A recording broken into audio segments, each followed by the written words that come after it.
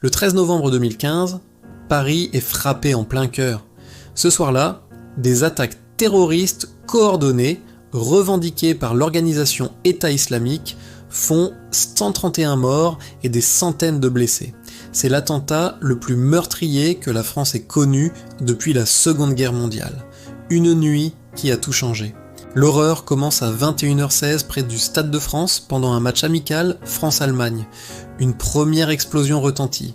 Moins de 10 minutes plus tard, la violence se déchaîne dans les 10e et 11e arrondissements. Des hommes armés ouvrent le feu sur les terrasses de cafés et restaurants. Des lieux de vie et de convivialité. Le Carillon, le Petit Cambodge, la Belle Équipe. En quelques secondes, ces endroits deviennent des scènes de guerre. Puis, à 21h40, le Bataclan devient l'épicentre du massacre. 3 terroristes entrent dans la salle de concert et tirent sur la foule pendant un concert des Eagles of Death Metal.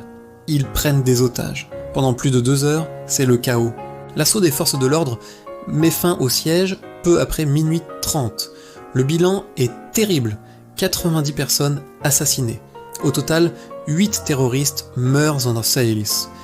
Ce soir-là, l'enquête révélera une cellule basée en Belgique animée par une idéologie islamiste radicale. Dès le lendemain, la France bascule en état d'urgence. L'armée patrouille, les rues se vident. Mais partout, l'émotion est immense. Des fleurs, des bougies et des messages recouvrent les trottoirs des lieux des attaques. La population se rassemble, unie malgré la peur.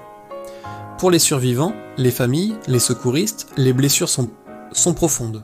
Physiques, mais aussi psychologiques. Des associations comme 13-11-15 ou Life for Paris se créent pour les soutenir. L'enquête judiciaire est titanesque. 5 jours après, le cerveau présumé des attentats, Abdelhamid Abaoud, est tué lors d'un assaut à Saint-Denis. Salah Abdeslam, le seul survivant du commando, est arrêté à Bruxelles en mars 2016. Le procès qui s'ouvre en septembre 2021 est historique.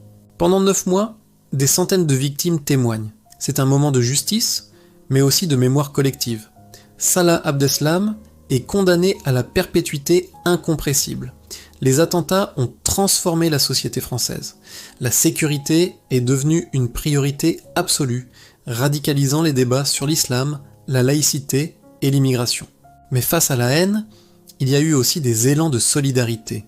Le Bataclan a rouvert 1 an plus tard, symbole que la culture et la vie continuent. Les attentats du 13 novembre ont tenté de détruire notre mode de vie. Ils ont échoué, ils ont blessé profondément, mais ils ont aussi révélé notre capacité à rester debout, à nous souvenir et à reconstruire. Les cicatrices sont là, visibles et invisibles, mais la vie a repris, avec la douleur, avec la mémoire et avec la volonté de ne jamais oublier.